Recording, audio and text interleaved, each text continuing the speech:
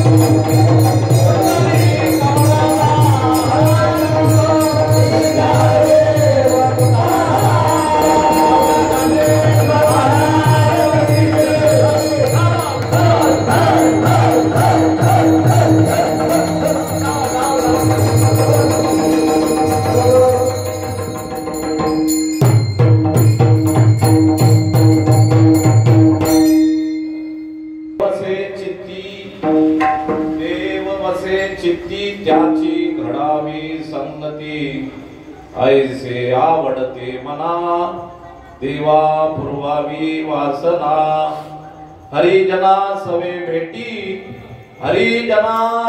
भेटी नवो अंग संग तुटी ऐसे आवडते मना देवा पुरवावी वासना तुका म्हणे जिने भले संत संगष्टने ऐसे आवडते मना देवा पुरवावी वासना पांडुरंगा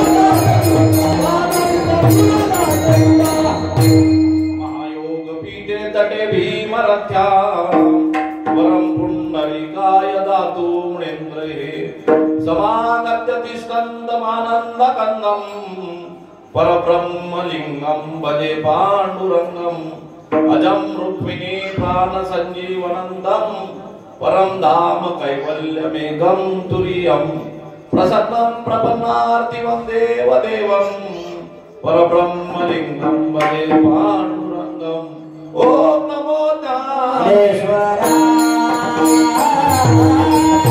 ओम नमो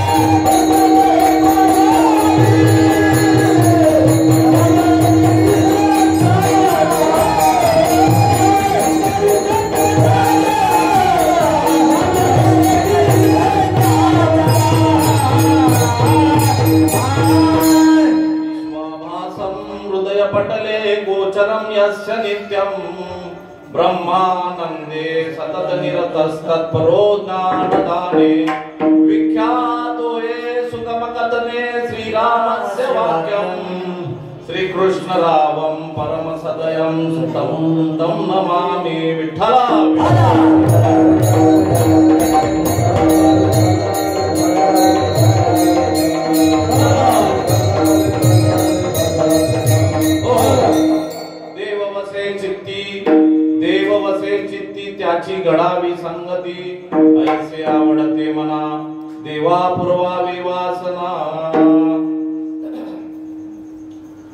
कीर्तन रूपी सेवेकरता निवडलेला अभंग वारकरी संप्रदायाद्वारा महाराष्ट्राला लाभलेल्या संत परंपरेच्या कलशस्थानी असणारे जगतवंदनीय जगद्गुरु श्रीमंत श्री तुकाराम महाराज यांचा 4 चरणाचा आणि मागणीपर प्रकरणातील हा प्रसिद्ध असा अभंग आजच्या या कीर्तन रूपी सेवेकरता निवडलेला आहे. विठ्ठल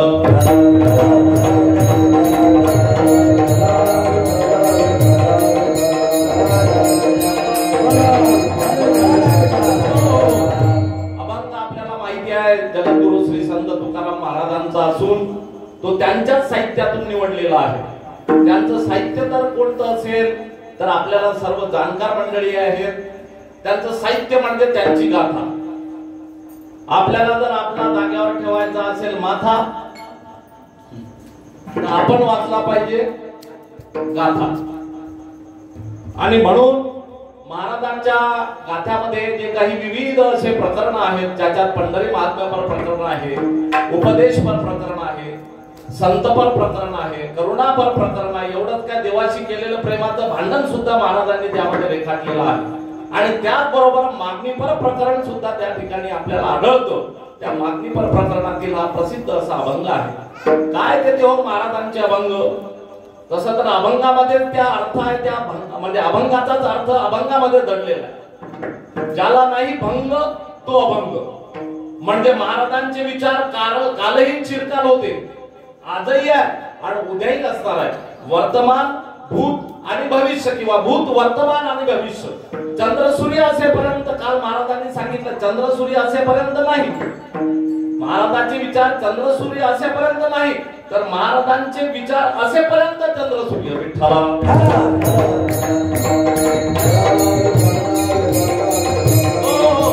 हे संत भूमी आहे. महाराष्ट्र ही संतांची भूमी आहे. संतांची परंपरा या महाराष्ट्राला लाभलेली आहे आणि म्हणून हे सर्व संत आपल्या सोबत आजही आहे. परंतु कोणत्या रूपाने आहे तर माऊली ज्ञानेश्वर महाराज ज्ञानेश्वरीच्या रूपाने आपल्या सोबत आहे. श्री संत तुकाराम महाराज गाथ्याच्या रूपाने आपल्या सोबत आहे. नाथबाबा आपल्या सोबत भागवताच्या रूपाने आहे. आणि म्हणून जणू काही हे संत परंपरेतील एकापेक्षा एक श्रेष्ठ आणि दिग्गज असे संत आपल्याला त्या ग्रंथ परंपरेमध्ये ग्रंथ संपदेमध्ये आढळून येतात.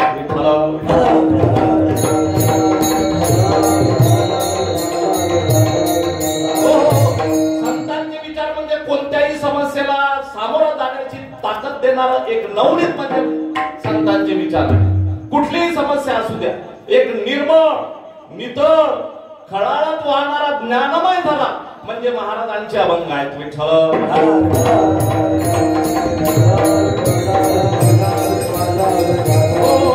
आणि महाराजांच्या मागणीपर प्रकरणातील हा अभंग या ठिकाणी कीर्तन रूपी सेवेकरता निवडलेला असून काही अभंगावर चिंतन किंवा काही बोलण्यापूर्वी पर्याय देणं हे वक्त्याचं आद्य कर्तव्य या न्यायाने या ठिकाणी गेल्या 7 दिवसापासून हरिभक्तपरायण गुरुवर्य हरिओमजी महाराज शास्त्री यांची कथा या ठिकाणी आपण श्रवण केलेली आहे. आज कथेची सांगता झालेली आहे आणि गेल्या आज तसं कीर्तनाची 3री दिवसाची सेवा, परंतु सध्यामधली आजचा 7वा दिवस मागणीचा दिवस. मागणीपर असा हा दिवस आहे. या जे तुम्हाला मागणीपर हा दिवस आणि म्हणून मागणीपर बोलण्याचा आपल्याला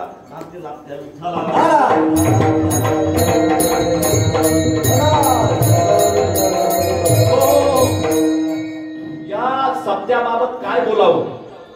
या सप्त्याबाबत बोलताना सारं म्हणजे कीर्तनाची वेळ सप्त्याला बोलण्यावर दिली तरी अपुरी पडेल. त्याचं कारण असं आहे की वैकुंठवासी हरिभक्तपरायण वामनरावजी राऊत महाराज किंवा राऊतजी काका या ठिकाणी जेव्हा होते तेव्हा माझ्या वडिलाच्या बोटाला बोट धरून मी वडिलाचं या ठिकाणी कीर्तनासाठी येत होतो. मला आठवतं गुरुवारी हरिभक्तपरायण वैकुंठवासी अमृत महाराज नरखेडकर यांची कीर्तन या ठिकाणी झाली. समोर असा मंडप असायचा आणि ती परंपरा, ती कीर्तनारूपी परंपरा, सप्ताहरूपी परंपरा आज तागायत चालू आहे. हे आपलं परम भाग्य आहे. विठ्ठल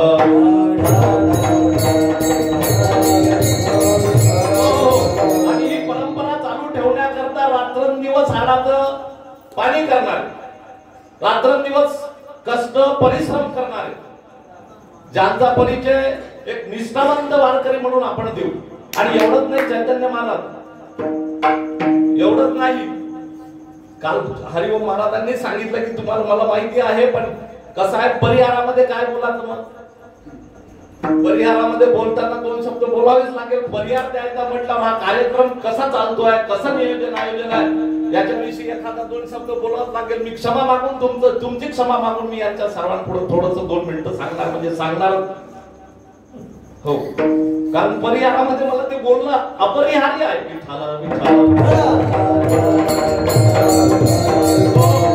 तुमचा नामोल्लेख केला नाही तर तो परिहार पूर्णच होणार नाही.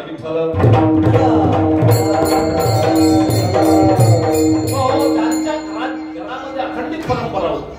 वैकुंठवासी हरिभक्त परायण पांडुरंगजी महाराज म्हणजे बुवाजींचे वडील, त्यांचीही कीर्तनं तुपटांगडीला झाले, तर त्यांच्याही कीर्तनात माझ्या वडिलाच्या बोटाला बोट करून मी उभा राहिलेला आहोत. मला सांगायचं ते की निष्ठावंत वारकरी, आणि मग दुसरा शब्द वापरतो मी, निका वारकरी, नाही का, कुठल्याही प्रकारचा कलंक नसणारे वारकरी. आणि वारकरी हा शब्द महान शब्द आहे, वारकरी. आणि खऱ्या अर्थानं तो धर्म वारकऱ्याचा धर्म, आपण वारकरी संप्रदायाचे पायकाव ना, मग ती वारकरी संप्रदाय परंपरा आपण टिकवून ठेवली पाहिजे. आपलं आद्य कर्तव्य आहे. आपण जर वारकरी असू तर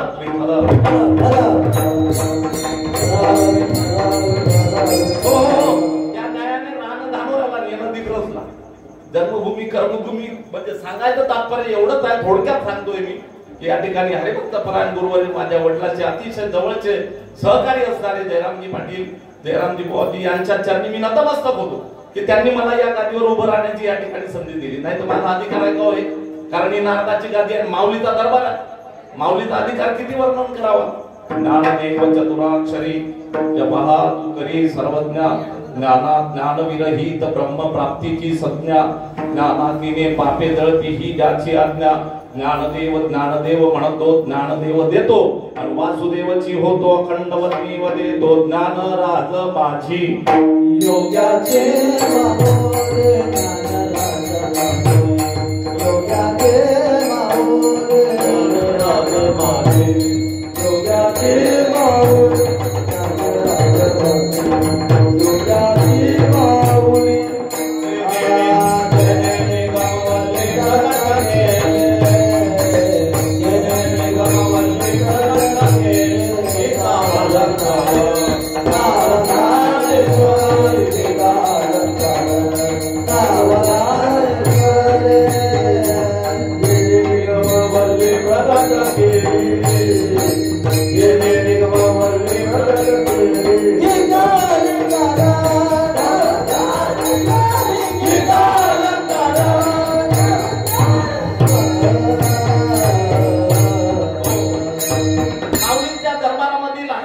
उत्सवाची परंपरा आहे ते कायम राहावी असा मनापासून विचार, मनापासून म्हणजे प्रेरणा ती महाराजांची आहे, जयरामजी महाराजांची आहे. एवढंच नाही तर ते एकटे आहे का, सारा परिवारच इथे राहतोय.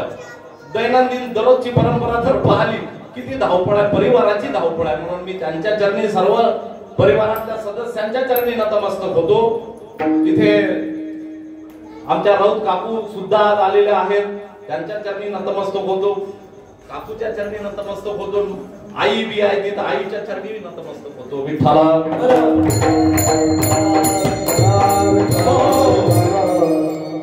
यांना सहकार्य म्हणून हरिभक्त परायण निरंकर साहेब आहेत, हरिभक्त परायण मदन महाराज जी आहे, सर्व ही मंडळी धावणारे आहेत. एवढंच नाही तर गेल्या 7 दिवसापासून मृदंगाची साथ ज्यांनी अनेकांना वाजवलं ते आज इथे वाजवण्यासाठी तयार आहे. श्री चैतन्य महाराज आहे, ज्यांचं गोड गायन आपण या सप्त्यामध्ये ऐकत आहोत. हरिभक्त परायण प्रभू महाराज आहेत, सकाळी दररोज काकड्याला हजर आहे. नाहीतर आजच्या रोजी कसं आहे, काकडा म्हणले की वय वाकडा आहे की नाही, वाकड काकड्यासाठी कोणी यायला तयारच नाही. पण बुवाजींच्या तालमीत वाढलेली ही मंडळी आहे, त्याच्यामुळे निश्चितच ते सकाळपासून तर संध्याकाळपर्यंत या ठिकाणी सर्व कार्यक्रमाला उपस्थित आहे.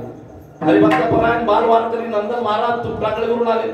हरिभक्त परायण श्री राज महाराज जे बाल कीर्तनकार म्हणून परिसरात प्रसिद्ध होते, आज ते युवा कीर्तनकार म्हणून प्रसिद्ध आहेत. ते आळंदीवरून या ठिकाणी आलेत.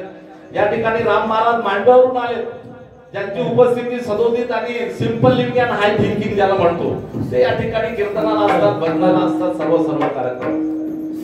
परमहंस श्री भुराजी महाराजांच्या गावावरून महादोलीवरून हरिभक्त परायण श्री हिरामन महाराज. तुम्हाला सांगू का, आज मी कांगड्याला होतो सकाळी. चैतन्य महाराजाला माहित आहे, आम्ही इकडे खाली बसून बुवाजी काकडा करत होते आणि हे जसं काही पांडुरंग परमात्मा यांच्या समोर उभे आहे की काय, ते नाचून त्यांनी काकडा सादर केला.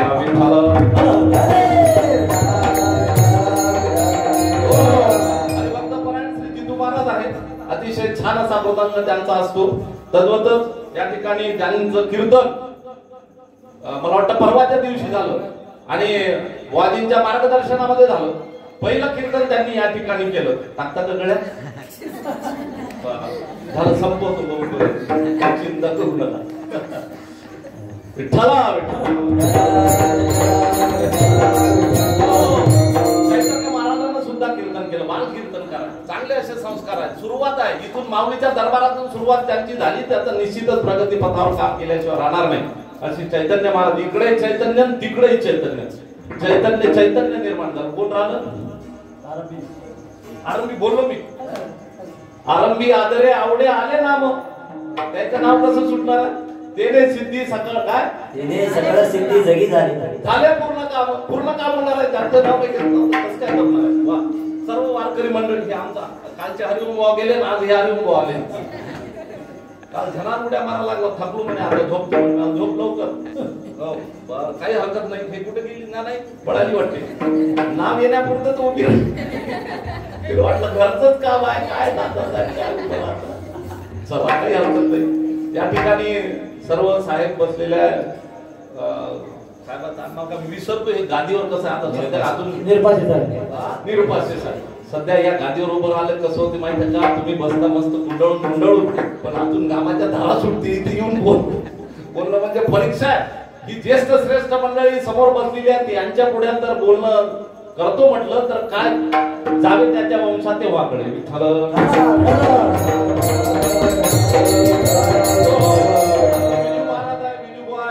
सर्वजण हे सर्व मंडळीच्या चरणी नतमस्तक होतून ज्यांच्या मार्फत हा साऊंड आपल्या कानावर येतो आहे. अतिशय उत्कृष्ट असा साऊंड या ठिकाणी देणारे. तेवढंच नाही, ते साऊंड वर थांबले का, त्याच्या पुढे कोणती गायिका म्हणतो विठ्ठला विठ्ठला,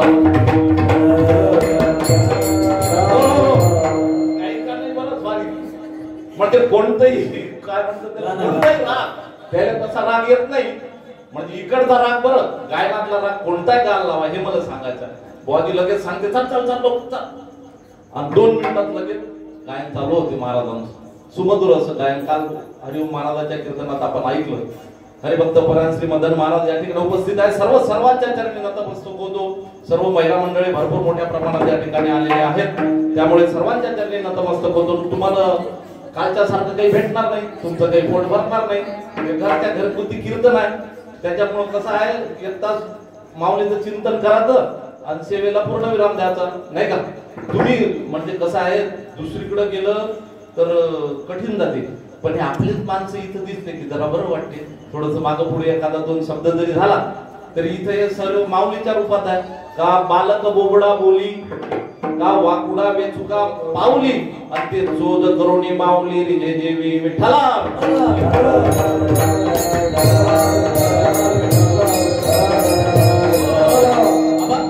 असल्यामुळे झालं असं की आपल्याला या जगतामध्ये विविध प्रकारचे बहुता छंदाचे बहुअसे जन एका प्रकारचे लोक आहेत का या जगतामध्ये?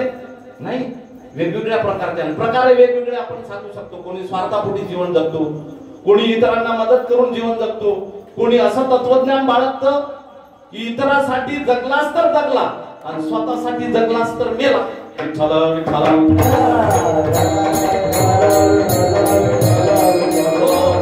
स्वार्थ म्हणला, काही जणांचा स्वार्थ कसा असते, आपल्या पदरात आपल्या पात्रावर सर्व आलं पाहिजे. मग याच्यासाठी सारी हे व्हिडिओ वाले राहिले पुढचे, तुम्ही व्हिडिओ वाले, व्हिडिओ मुळे कसं होते, प्रसिद्धी भेटते ना.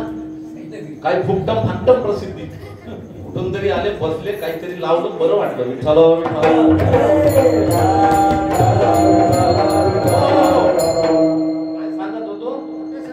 कीर्तन ऐका लागते कीर्तन. काय सांगत होतो हो म्हणत तर मी विसरलो तूही विसरला विठ्ठला. काही जण स्वार्थापोटी जगते, काही जण परार्थापोटी जगतात, काही जण इतरांसाठी जगतात, काही जण आपल्याच पात्रात आलं पाहिजे याच्यासाठी जगतात आणि काही जण मागणी मागत राहतात. विठ्ठल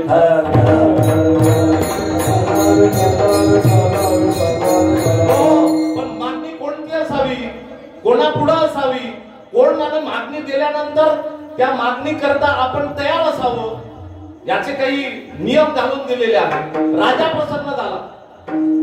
कोण प्रसन्न झाला? राजा. पंतप्रधान प्रसन्न झाले या हरिओमला आणि विचारलं हरिओम तुला काय पाहिजे? कुल्फी. यानं जर म्हणलं पंतप्रधानाला द्यावं कुल्फी, ते पंतप्रधान दगड घेईल. मी एवढा मोठा राजा देशाचा प्रसन्न झालो आणि त्याला काय मागते? कुल्फी मागते. हे मागणी काही योग्य झाली नाही. तुम्हाला सांगू का, एक आंधळा होता आणि एक साधा माणूस होता. त्या दोघांना प्रसन्न झाला राजा. आणि राजानं माणूस जसं आता यानं कुल्फी मागितली तसं ते काय ते जे सामान्य माणूस होता ते म्हणे माझ्याजवळ समजलं, त्याला मान हलवा लागला. नंतर माझ्याजवळ पण ते लावायला चुनात नाही त्या टाकामध्ये. अरे बापा, राजा प्रसन्न झाला. हे मागणी कशी झाली? शुल्लक मागणी झाली. कोण प्रसन्न झालाय पाहिले, पण तोच राजा किंवा आपण देव देव म्हणून मी चुकलोय, राजा म्हणतोय देव प्रसन्न झाला दोघाला. यानं मागितलं चुना मागितला आणि त्या आंधळा जो होता त्या आंधळ्याची मागणी कशी श्रेष्ठ होती हे मला सांगायचं आहे. त्या आंधळानं काय मागितलं देवाला? देवा म्हणे माझा जो पंतू आहे ना म्हणे ते राजगादीवर बसून त्याच्या डोक्यावर सोन्याचं छत्र असलं पाहिजे असं मला मागणं मी मागतो, तू मला ते दे. याचा अर्थ समजला का? एका वाक्यात जरी ही मागणी असली तरी त्याच्यामध्ये 2-3 गोष्टीची डिमांड केली, 2-3 गोष्टी मागितल्या नाही का? कोणत्या मागितल्या? पहिल्यांदा तर पंतू मागितला म्हणजे काय? त्याला 3 पिढी आयुष्य मागून घेतलं.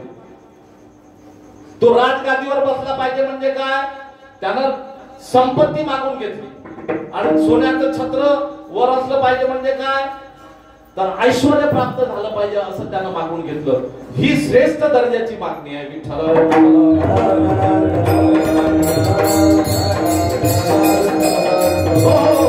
संतांची मागणी कशी आहे? श्रेष्ठ दर्जाची आहे. तसं तुकाराम महाराज एका ठिकाणी म्हणाले काही मागणे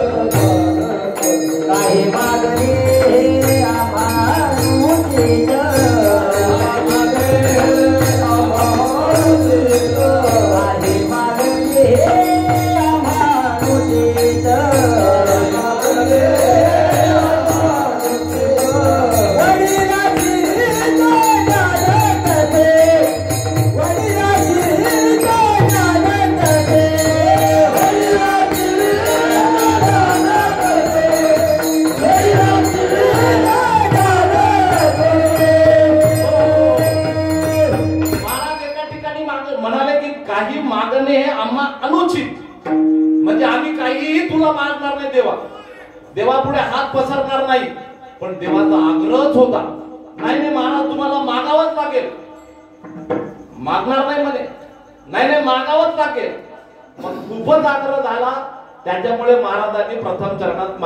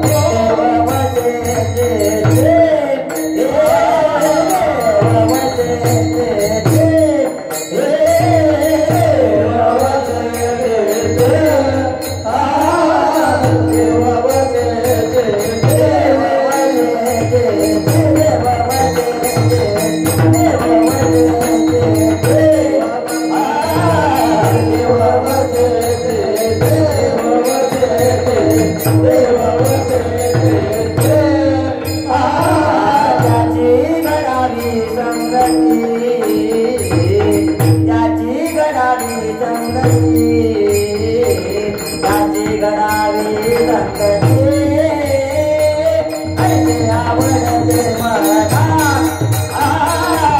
ऐसे आवडते मला त्याची गडावी संगती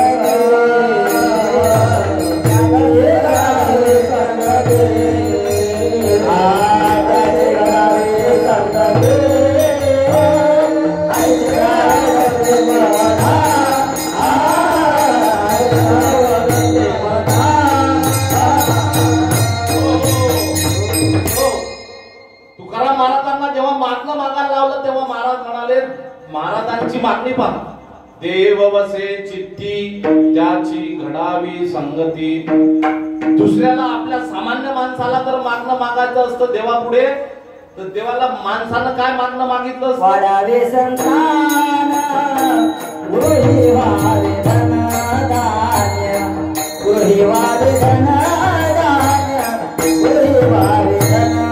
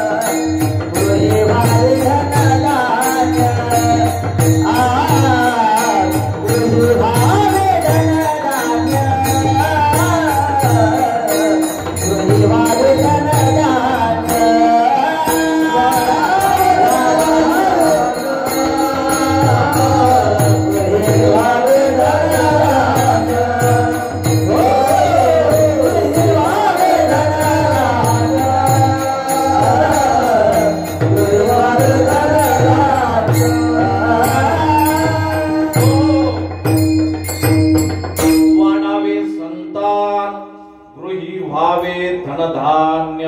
आपण जे काही ऐशारामाच्या गोष्टी आहेत, ऐशारामाचे साधन आहेत, एवढंच नाही तर अलीकडच्या काळामध्ये ऐशारामाचे साधन जे जे आहेत ते आपल्याला कमीच आहे. पहिले सायकलवर बसत होता माणूस, नंतर टू व्हीलरवर आला, नंतर फोर व्हीलरवर आला, आता नंतर विमानातून उडायला लागला. काही दिवसांना काय होईल माहिती आहे का? हे जसा मी बेल्ट लावला की नाही, विज्ञानाची गोष्ट सांगतोय, म्हणजे साधनं कशी वैज्ञानिक होतात ते सांगतोय. काही दिवसांना काय येईल, इथे एक पट्टा येईल चैतन्य महाराज, आणि समजा तुम्हाला इथून नागपूरला जायचं असलं की इकडं अशी चाबी राहील आणि इकडून चाबी फिरवली की माणूस उडाला नागपूर. पुन्हा बटन फिरवलं, नागपूरवरून मुंबईला जायचं असलं मुंबई, मुंबईवरून दिल्लीला जायचं असलं पण आकाशातून माणसं उडायला लागतील, आकाशातून माणसं उडाल. बुवाजी साहेब, विज्ञानाची प्रगती काय होईल काही सांगता येते का? हे विज्ञानाचे चमत्कारच आहे. ते लाईट आलेला आहे की आपल्याला जेवढं ऐशारामाची गोष्ट आहे ना ते विज्ञानानं दिलेली आहे. पण तुम्हाला सांगू का, विज्ञान विज्ञान आपण म्हणतो, पण विज्ञानानं कसं आहे, विज्ञानानं भौतिक प्रगती झालेली आहे पण आध्यात्मिक प्रगती तिथे खुंटलेली आहे. जिथं भौतिकवाद संपतो तिथं अध्यात्म चालू होते. एका ठिकाणी इंग्रजी लेखक म्हणाला, the man learn with the help of the science how to fly high in the sky. The man learned with the help of the science how to swim deep in the ocean. With the help of the science, man didn't learn how to live on the earth.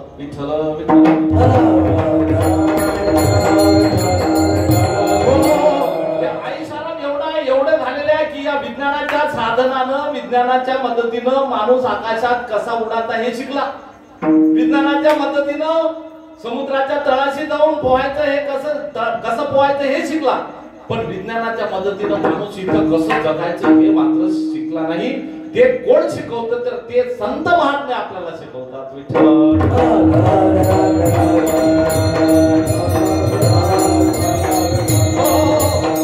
एखाद्या मावशीला म्हटलं असतं देव प्रसन्न झाला मार, तर तिनं काय मागितलं असतं? आता अलीकडच्या काळात स्वयंपाक करायला तुम्हाला जे जे काही नवीन नवीन साधनं प्राप्त होतात, त्याच्यात जसं आता अलीकडच्या काळात ते मिक्सर आहे ना, टाकलं त्याच्यात पुरण, फिरवलं की तिथे बी आवाज होते, लगेच तिकडून पुरण तयार.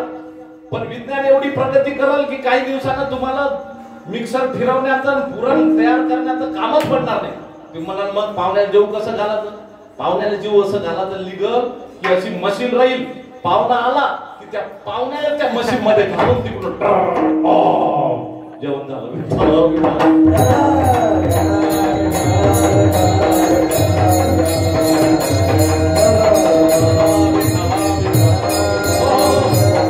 अशी एकापेक्षा एक विज्ञानाचे संशोधन झाले, परंतु अध्यात्मापुढे विज्ञान टिकलं नाही बाबा, टिकणारही नाही.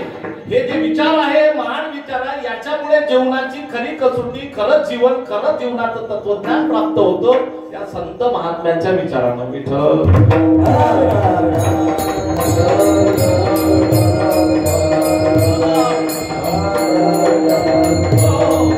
आणि म्हणून मग मला हे सांगायचं आहे की महाराजांची जी मागणी आहे ती ही आहे की देव देव वसे चित्ती. आता देव म्हणजे काय हो? हे तर मला भलतच विचारायला लागले. देव म्हणजे काय? दिव्य या धातूपासून देव हा शब्द तयार झालेला आहे. दिव्यत्वाची प्रचिती तेथे करमाधी जुळती. माऊलीने जर विचारलं तर म्या बोलविल्या वेदू बोले, म्या चालविल्या सूर्य चाले, म्या हालविल्या प्राण हाले, तो जगाची चाळीता किंवा वृक्षाची ये पान हाले जाते, वृक्षाची पान हाले जाते, वृक्षाची पान हाले जाते, वृक्षाची पान हाले जाते.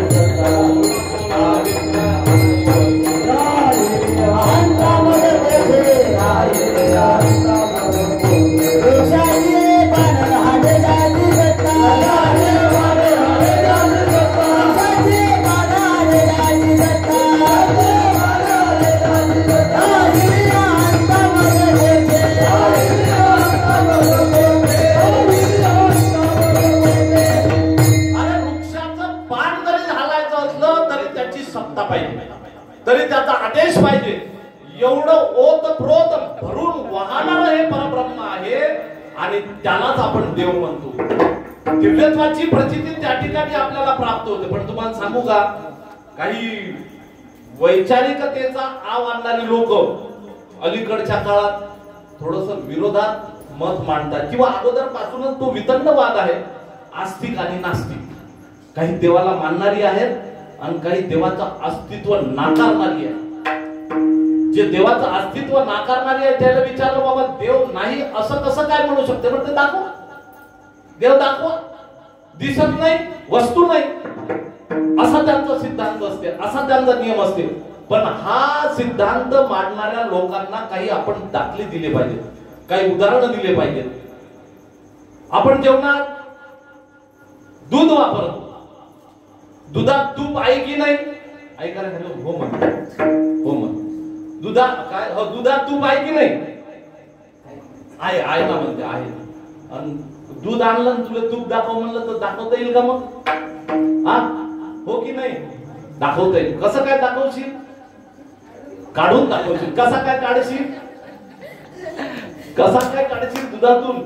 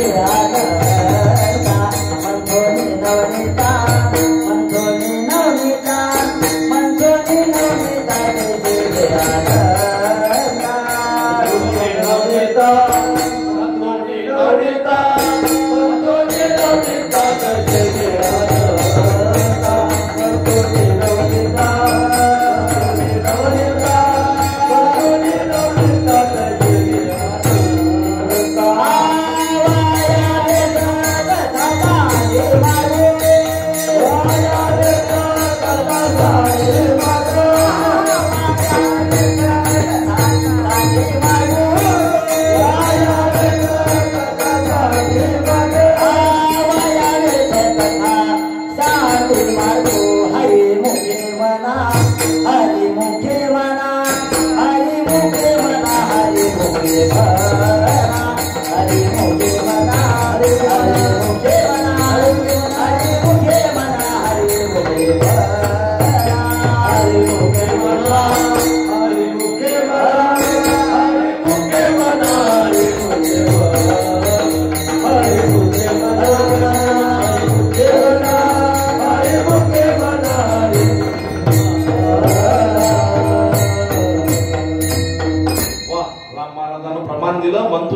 प्रभू आहे, म्हणजे थोडस म्हणजे हे यमक साधतो बरं थोडस. इकडे प्रभू आहे आणि इकडे राम आहे. राम प्रभू इथं साक्षात हजर आहे. आणि म्हणून एका अभंगावर 3 चाली होते. विठ्ठल विठ्ठल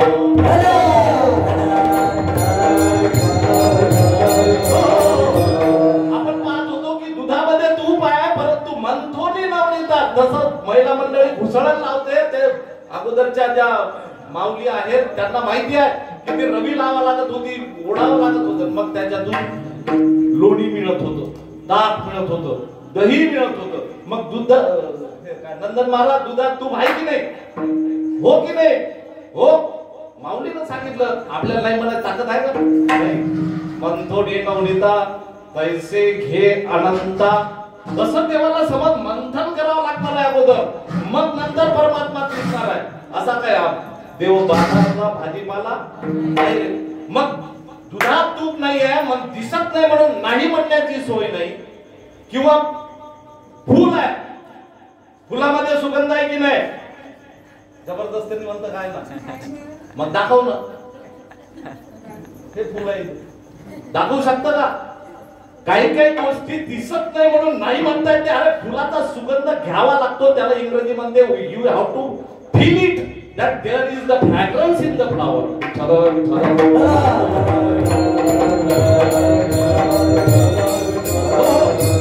फिलिंग करावं लागते. फिलिंग म्हणजे मी याला चिमटा घेतलं की याला फील होते, अरे बापरे याला चिमटा घेतला, किंवा टाकदी रुचली की स्किनला स्पर्श झाला, अरे बापरे टाक. आपण मागं कोण घेतो हा, नाही तिथंच ठेवा, मस्त वाटते बाबा, गोड गोड वाटते, घे बाबा तो सुद्धा थोडीशी असं करतो का? नाही. फिलिंग माहित होते, त्याची भावना माहित होत्या. मला सांगायचं हे की काही गोष्टी फिलिंग आहे. या फुलामधला सुगंध आपल्याला फील करावा लागतो. तो माहित होतो की या ठिकाणी दिसत नाही म्हणून नाही आहे का, दिसत नाही म्हणून नाही म्हणायची सोय नाही. नंदन महाराज अमेरिकाला गेले का? नाही गेले. नंदन महाराज म्हणे अमेरिकाच नाही आहे. अरे तू म्हणजे तुम्ही गेले नाही म्हणून अमेरिका नाही आहे का? अमेरिका जाग्यावरच आहे, तुम्हाला तिथपर्यंत जावं लागेल म्हणजे ते दिसेल अमेरिका. तसं तेवढी पात्रता आपल्या अंगी बाळगावी लागेल म्हणजे परमात्म्याची प्राप्ती झाल्याशिवाय राहणार नाही.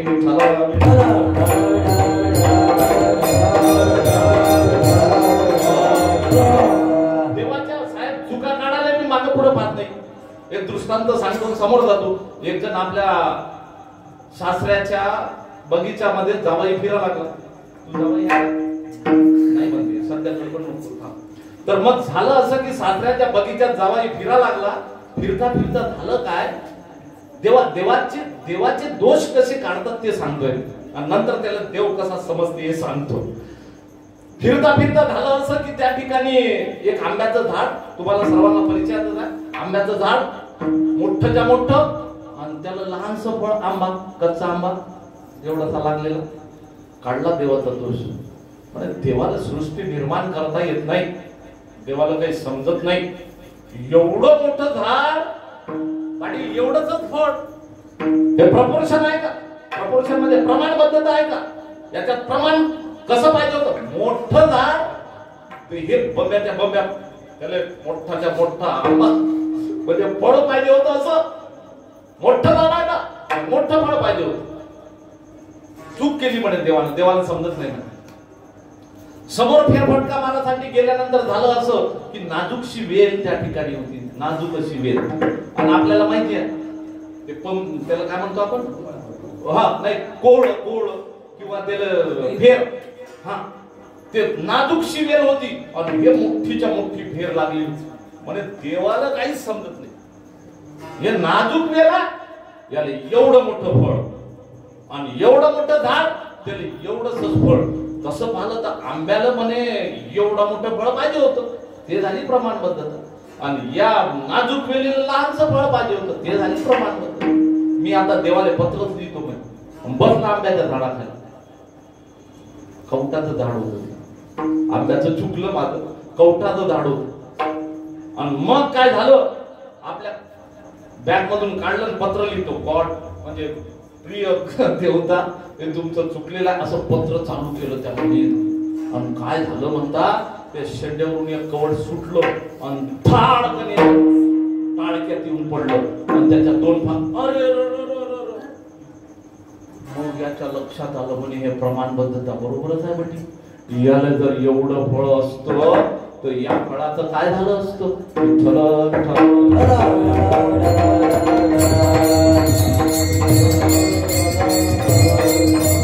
म्हणजे देवाचा अस्तित्व तुम्हाला मान्य करावंच लागणार आहे या उदाहरणातून हेच सिद्ध होते की अस्तित्व आहे तुम्हाला तिथपर्यंत पोहोचता आलं पाहिजे आपली ती पात्रता असली पाहिजे हेच या ठिकाणी सांगायचं म्हणून देव महाराजांची मागणी आहे देव वसे चित्ती वसे म्हणजे काय वसे म्हणजे राहणे आणि राहणे म्हणजे काय तात्पुरती नाही वस्ती वस्ती आपण म्हणतो इथं वस्ती आहे म्हणजे काय आजच्या दिवस पुरती राहिली वस्ती उठली तिथून वस्ती आणि गेली दुसरीकडं तिथं बसली अजून तिसरीकडे उठली आणि चौथीकडे गेली असं होते का वस्ती म्हणजे वस्ती दिग्रज म्हणजे दिग्रज तिथून दुसरीकडे हलणार नाही इथंच राहणार आणि ते सदुदित काले होतं हे रस्ते काले होते आता या उद्या राहणारा तुम्ही असा मी असा असो की नसो ते इथंच राहणार त्याला वस्ती म्हणतात कायमच सदोदित नेहमी सत्यापुरतं नाही कॅसेट लावलं की झालं नाही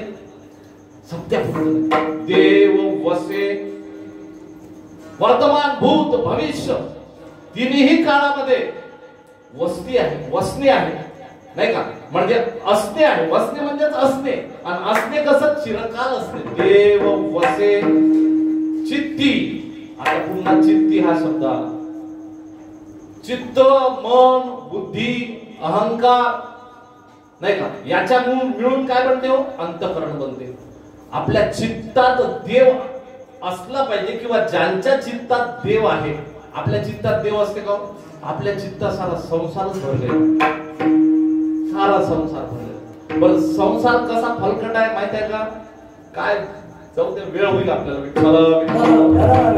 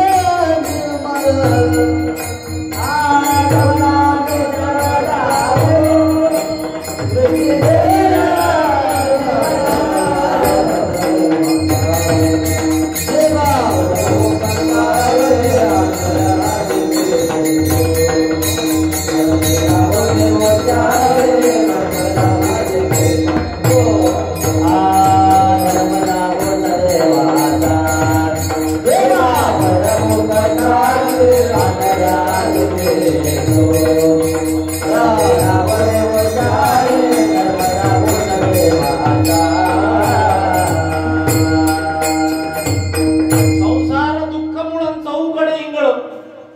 इंगळाची बाच केली तयार खाट केली हे कीर्तन तुला शेवटपर्यंत मी तुला जागृतच ठेवणार कीर्तन काय म्हणतात इंगळाची खाट खाट म्हणजे बाज आता बाज नसेल माहिती तुला तर पलंग इंगळ माहिती आहे का इंगळ तुला कसं माहित रे तू याच मला माणूस आहे इंगळ काय माहित आहे ते आमच्या प्रभू महाराजांना आम्हाला माहित आहे इंगळ या आई मंडळींना माहिती आहे इंगळ काय होते आता नवीन पिढी इंगळ नाही येले विदुबा याच्यात या हा म्हणजे प्रदर्शनीत ठेवा लागल इंगळ मग यायला सांग हे आपलं इंगळ म्हणतात हे बरं हाती धरत इंगळ हाती घेऊन काय बरं अरे इंगळ हाती घेतल्यावर इंगळाचा स्वभाव आहे की हात जाळवणं हे हात झाडाच्या इंगळ, पण महाराज म्हणाले की इंगळाच्या खाटे आणि सुखाची कल्पना. साहेब, इंगळाच्या खाटे सुखाची कल्पना. इंगळाची बाग बनवली आणि याला म्हटलं झोप बाबू इंगळाच्या बागेवर, मस्त झोप. बरं कसं मस्त वाटते. इंगळ म्हणजे बोलते चुलीतली पेटलेले निखारे, इस्तू इस्तू इस्तू इस्तू इस्तू, आणि त्याची बात केली तयार आणि त्याच्यावर म्हणलं झोप तिथं. हे मला वा वा वा काय थंडगार आहे हो, बोलतो छान आहे, मला असं झोपू द्या हो. इंगळाच्या खाटे सुखाची कल्पना. अरे छे, अरे तुम्ही त्या उकिरड्यावर उकरून उकरून काय उकरणार आहे त्याच्यात?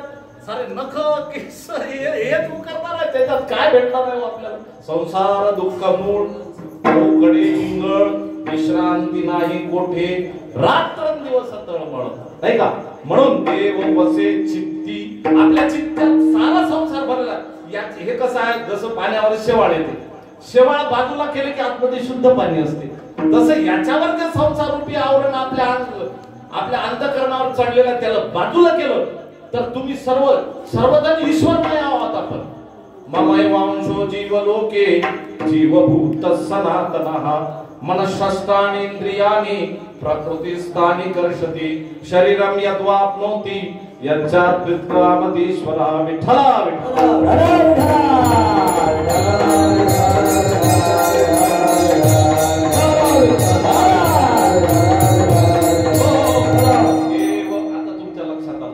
देव वसे चित्ती, ज्यांच्या चित्तामध्ये सतत आणि सतत फार महत्वाचा, सतत हा शब्द. सदा नाम घोष करू हरी कथा तेने सदा चित्ता समाधान, किंवा कितीतरी सदा माझे डोळा जडो तुझी मूर्ती, नाही का? किंवा येऊने संसारी मी तो एकदाने हरी. आणि म्हणजे कामधंदा तोच, नाही का? म्हणजे दिन रजनी हाची धना गोविंदाचे पवारे, गोविंदाचे पवारे, गोविंदाचे पवारे. दिन रजनी हाची धना गोविंदाचे पवारे, गोविंदाचे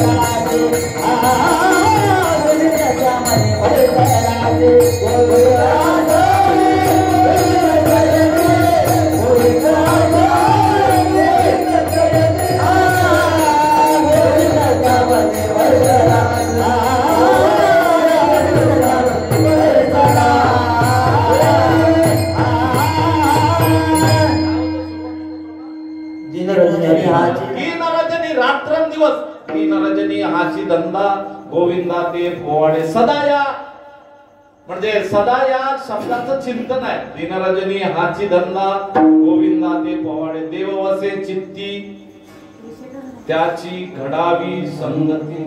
चित्तात सदोदित देव ज्यांच्या वस्तू आहे राहतोय त्यांची घडावी संगती. काय घडली पाहिजे म्हणते? संगती. तसं घडवणं आता ते विषय थोडासा वेगळा जाईल, ते राहू द्या बाजूला. संगतीवर आपण थोडंसं चिंतन करू. देव वसे चित्ती त्याची घडावी संगती. संगती म्हणजे काय महाराज? संगती म्हणजे सोबत. आपण दोघं जण चाललो जंगलात, तर मी तुझ्या सोबत म्हणजे माझी तुला काय सोबत आहे? साथ आहे, संगत आहे, आणि तुझी मला सोबत आहे. जंगलात कोण म्हटलं? कधी झडप घालून काही सांगता येते ना, सोबत पाहिजे. देव वसे चित्ती त्याची घडावी संगती. संगतीचे पुन्हा काही प्रकार सांगितले नंदन महाराज. एक सांगितलं कुसंगती, एक सांगितलं विसंगती, आणि एक सांगितलं सत्संगती, संतांची संगती. विसंगतीच्या बाबतीत बोलायचं झाल्यास, विसंगती म्हणजे काय चैतन्य महाराज? विसंगती म्हणजे नियमाला सोडून.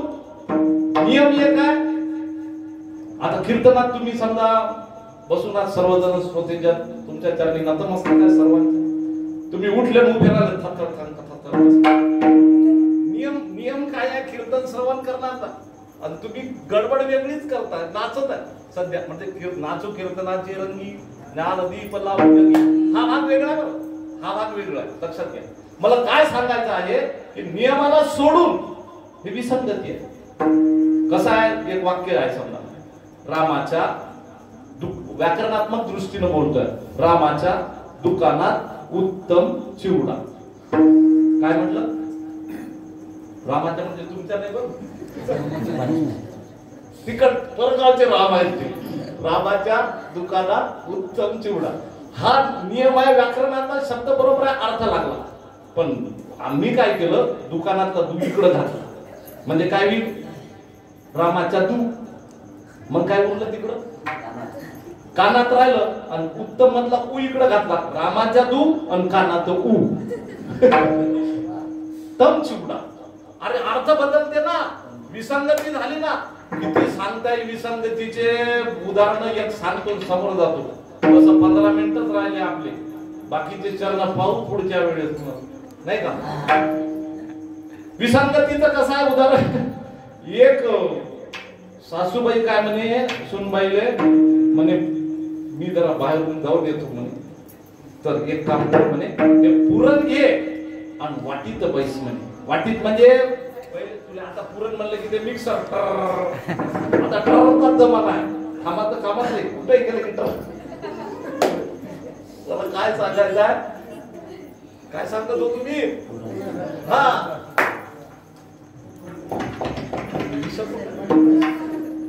पुरण वाटीत बैस, पुरण वाटीत बैस.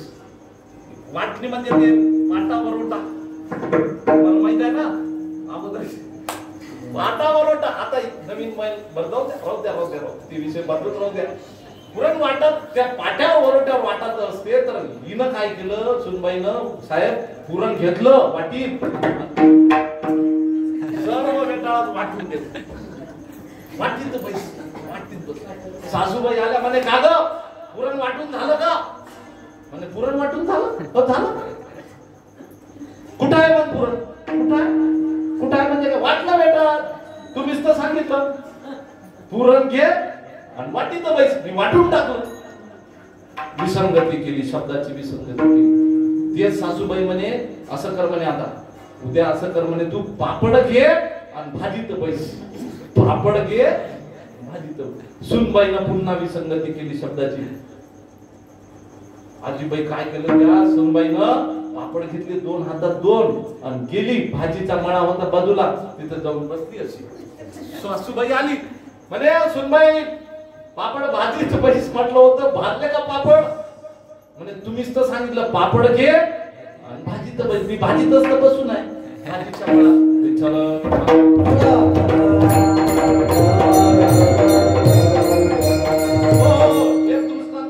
समोर जातो, गावामध्ये आला वा कसे विकणारा, कसे घ्या कसे, कसे घ्या कसे, कसे घ्या. सुनबाई सासूबाई तेच होत्या, आपल्याला काय दृष्टांत घ्या. मग बोलावलं वा सुनबाईनं, ओ कसेवाले दादा इकडे या. आले कसेवाले. म्हणे कसे पाहिजे होते? घ्या ना म्हणे. कसे दिले? म्हणे 10 रुपयाला एक आहे. ठीक आहे म्हणे, काही हरकत नाही म्हणे. 5 कसे द्या. बर 5 कसे घेतले. पण गोष्ट अशी आहे म्हणे की मालक घरी सध्या नसल्यामुळं माझ्याकडे काही पैसे देण्यासाठी नाहीये. म्हणजे या कासेवाल्याला दादाला वाटलं काय हरकत आहे, उद्याला आपल्याला घेऊन गेले पैसे. म्हणे काही हरकत नाही, उद्याला येतो पैसे घेण्यासाठी. आणि मग अशा पद्धतीनं कसे घेतले. ते कसेवाला दादा जो होता विकणारा तो परत गेला आणि कसे घेऊन येणं सुनबाईनं कपाटात ठेवून दिले. दुसऱ्या दिवशी कशाचे पैसे घेण्यासाठी जेव्हा आला तो, त्यावेळेस कर्मधर्म संयोगानं घरी होती सासू आणि सुनबाई गेली होती बाहेर पाणी आणायला. मग तो कसेवाला दादा म्हणायला लागला आल्यावर, म्हणे सासूबाई सासूबाई किंवा जे काही आहे ते काकू काकू, म्हणे पैसे पाहिजे होते. ते म्हणे कशाचे पैसे? सासूबाई म्हणे कशाचे पैसे? कसेवाला दादा म्हणे कशाचे पैसे? सासूबाई कशाचे पैसे? कशाचे पैसे? मी तुला विचारतो कशाचे पैसे? कशाचे पैसे? दोघी तसं चालू राहिलं. थोड्या वेळाला ती जी काही गेलेली बाई म्हणजे सुनबाई होती ती आली पाणी घेऊन. यायचं चालू होतं म्हणे. सासूबाईनं तिथूनच विचारलं, सुनबाई हे कशावाला दादा आला? म्हणते पैसे द्या. पैशात कशाचे पैसे? सुनबाई म्हणे कशाचे पैसे? हे म्हणे कशाचे पैसे? कशाचे पैसे? ते चालू झालं. हे म्हणे कशाचे पैसे? ते म्हणे कशाचे पैसे? ते म्हणे कशाचे पैसे? ते म्हणे कशाचे पैसे? सारा गोंधळ सुनबाईच्या लक्षात आला आणि सुनबाई गेली आतमध्ये. त्या कपाटातून कसे काले सासूबाईला आणून दाखवले. हे म्हणे कसे? हा असं आहे का? या कशाचे पैसे द्यायचे आहे का? देऊन टाक.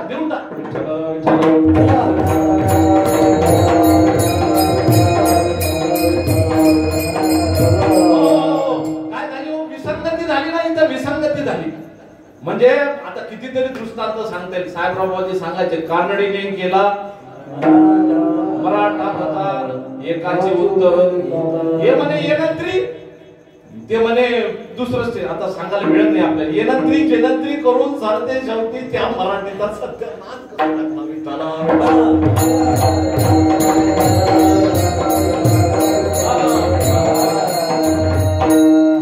येणत्री मध्ये तुला जमत नाही.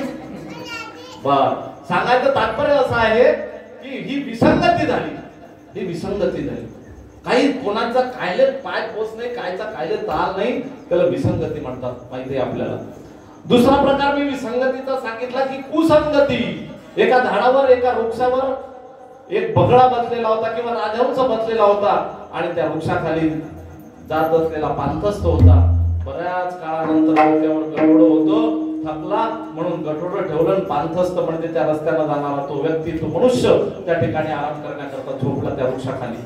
झालं असं की त्या राजहंसाला वाटलं की या खाली झोपलेल्या पांथस्थावर काय पडते? ऊन पडते. ऊन.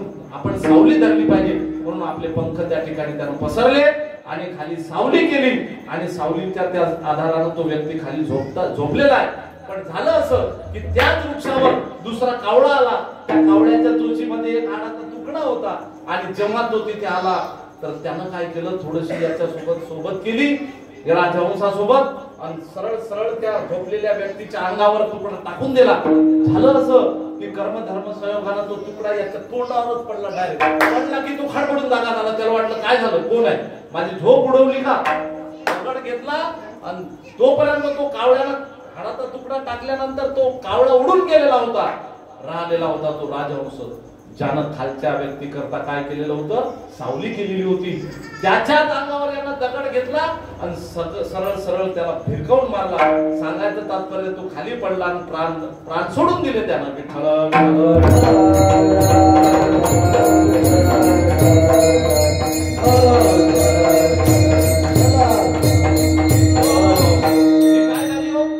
म्हणजे कुसंगती झाली.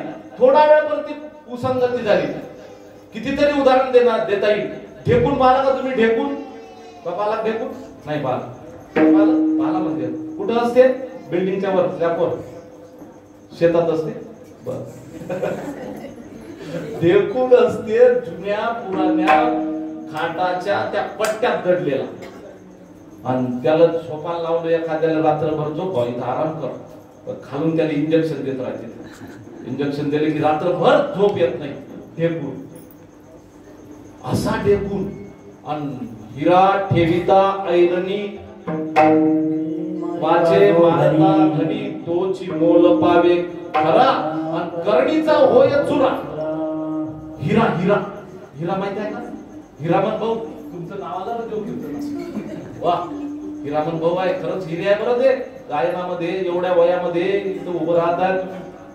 तुमची सेवा खरोखर वाखाणण्याजोगी नाही का? देतो बघ. एवढ्या वयामध्ये मला काय सांगायचं की तो हिरा जो आहे, हिरा टणक असतो. वरून घन घाला, त्या पंथाळाजवळ द्या, खाली हिरा ठेवा, वरून घन घाला, ते फुटत नाही. पण तो हिरा जर त्या ढेकणाच्या संगतीमध्ये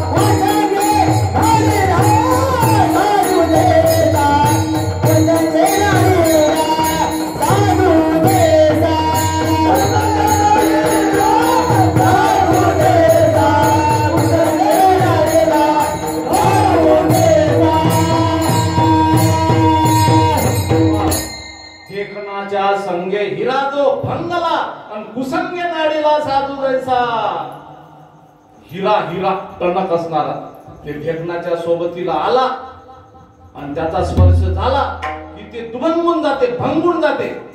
तुम्ही म्हणाल काही सांगता का हो? मग एक काम करा, तुम्ही हिरा आणा, मी ढेकून आणतो, त्याची परीक्षा पाहू. कुसंगे नाडीला साधू जैसा साधू कुसंगानं नाचतो. विठ्ठल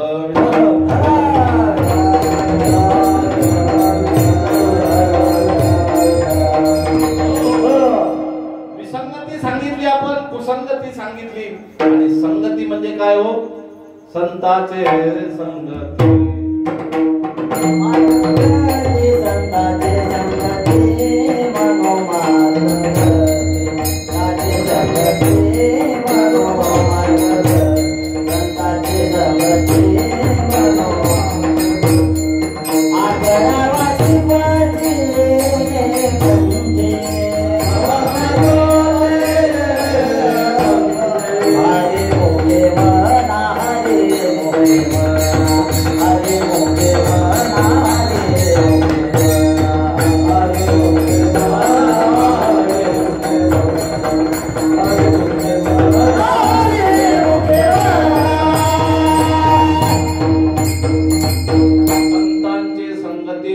मनोमार्ग गती आकळावा श्रीपती येणे पंथे. संतांची संगती सुसंगती आहे. सुसंगती सदा घडो, सुजन वाक्य काही पडो. विठोबा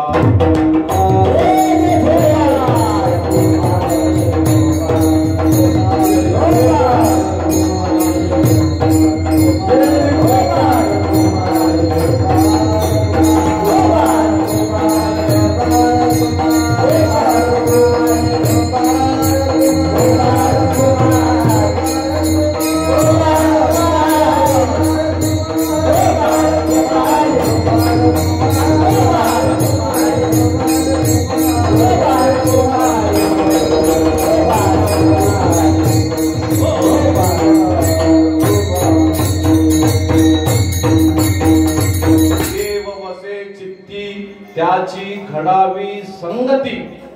अशी संगत मला आवडते. अभंगात दुसरं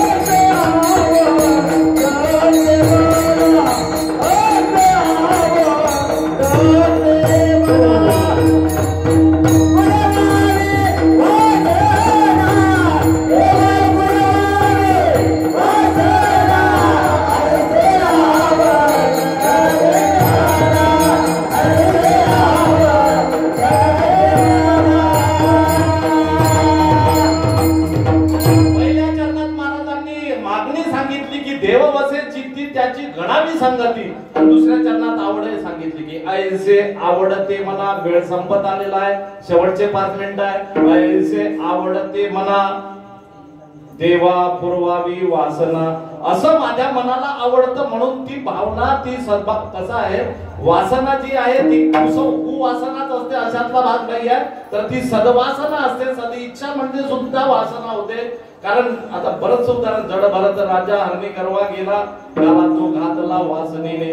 आता चिंतन बरंच सांगता येईल पण आपल्याला वेळेची मर्यादा आहे. भरपूर कार्यक्रम आहे, उद्या महत्वाचा दिवस आहे. ऐसे आवडते मला या पदाभोवती बरंच चिंतन फिरते. कैस्या देव वसे चित्ती ऐसे आवडते मला. ऐसे आवडते मला देव वसे चित्ती. ऐसे आवडते मला देव वसे चित्ती. त्याची घडावी संगती. ऐसे आवडते मला. कैसे आवडते मला. ऐसे आवडते मला. त्याच्या समोर काय आहे तुम्ही म्हणा. ऐसे आवडते मला देवा पूर्वावी वासना. देवा पूर्वावी वासना ऐसे आवडते मला. आणि म्हणून ही सद्भावना माझी पूर्ण हो ही मागणी आहे. देव वसे चित्ती त्याची घडावी संगती. ऐसे आवडते मला देवा पूर्वावी वासना. पुन्हा तिसरी मागणी तिसऱ्या चरण हरी जन सुख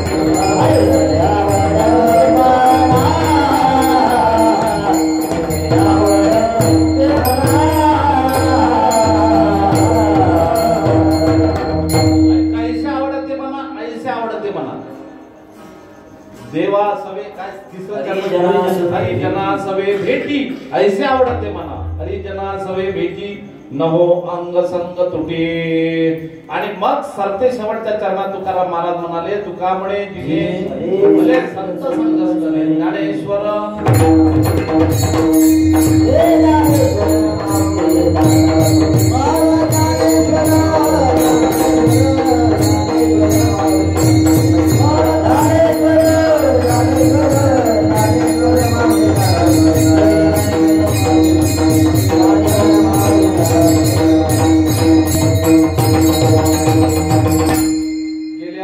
तासापासून सर्व या ठिकाणी कीर्तन श्रवणाकरता माऊलीच्या दरबारात आपण उपस्थित आहात. पुनश्च मी आपला जास्त वेळ न घेता या ठिकाणी सर्वांच्या चरणी नतमस्तक होतो. जी काही थोडं बहुत जे काही बोललो ते माझ्या गुरुवर्यांचं आहे, माझ्या वडिलांचं आहे, ज्यांनी मला हे संस्कार दिले म्हणून या नारदावाच्या गादीवर उभं राहून काहीतरी मी बोलू शकतो. आई वडिलांनी दिलेले संस्कार कामी आज निश्चित आले. आपणही सुद्धा आपल्या मुलांना असेच लहानांना असे संस्कार दिल्याशिवाय चालणार नाही आहे. आजचं जे वातावरण आहे अतिशय दूषित असं वातावरण आहे. आपण विज्ञान मी बोलून गेलो भौतिक वादाकडे सर्वांची वाटचाल आहे, अध्यात्माकडे खूप. आता इथं तुम्ही एवढेसे जरी असले तरी दर्दी आहात म्हणून तुम्ही इथे आहात. गर्दी नसली तर काही फरक पडत नाही, पण गर्दी मात्र असणं गरजेचं आहे. तुम्ही दर्दी आहात, या ठिकाणी आलात आणि माऊलींच्या दरबारात आजच नाही आलात तर गेल्या 7 दिवसापासून या ठिकाणी उपस्थित आहे. त्यामुळे त्यांच्या सर्वांच्या चरणावर नतमस्तक होतो. गुरुवर्य हरिभक्त परायण श्री जयरामजी महाराज यांनी मला या ठिकाणी उभं राहण्याचं बोलण्याची आणि आदेश केला म्हणून सेवकी आपुले सांगितलेले काम तेथे मी तूपण कामाने किंवा हरिभक्त परायण हरिभाऊ असेल, हरिभक्त परायण त्यांचे भाऊ गोविंदा महाराज असतील, यांनी सुद्धा सांगितलं की गुरुजी म्हणे तुम्ही थोडं करावंच लागेल, तुम्हाला बोलावं लागेल. मी म्हटलं सर्व मोठी महाराज मंडळी आहेत त्यांना त्या ठिकाणी हरकत नाही तुम्ही आग्रह करायला. तर ते म्हणाले कसं आहे की बुवाजीची तब्येतीचा एक विषय असा आहे की त्यांचा आवाजच आता म्हणजे थांबूनच गेल्यासारखा होते बरेचदा. मी त्यांना म्हटलं तर म्हणे काही नाही, तसं काहीच नाही म्हणे, माऊलीची कृपा आहे, संध्याकाळपर्यंत आवाज खुलून जाते, म्हणजे सकाळपर्यंत आवाज पुन्हा मोकळा होते म्हणतात. गोळ्या घेऊ म्हणजे अर्थात मेडिकल घेऊन हे सर्व श्रम करताय, रात्रंदिवस श्रम करताय. जसं मी हिरामण भाऊच्या बाबतीत बोललो तसं हरिभक्त परायण श्री जयराम महाराजांचं वय भरपूर असं वय असताना सुद्धा त्यांची जी धावपळ आहे मनाभावानं जे काही त्यांच्याजवळ शक्ती आहे, माऊली त्यांना अशीच उत्तरोत्तर शक्ती प्राप्त करून. हरिभक्त परायण हिरतकर साहेब आहे, आमचे पाटील आलेले आहे, भाऊ आहेत, सर्व सर्व सर्व या ठिकाणी चैतन्य महाराज हरिभक्त परायण प्रभू महाराज नाही नाव घ्यावं लागतील तुम्हाला, नंदन महाराज हरिभक्त परायण राज महाराज आले, आमचे राम महाराज या ठिकाणी उभे आहे, हरिभक्त परायण जितू महाराज आहे, हिरामण महाराज आहे, चैतन्य महाराज आहे, हरिओम महाराज आहे, ज्ञानाई महाराज आहे. जय विठ्ठल.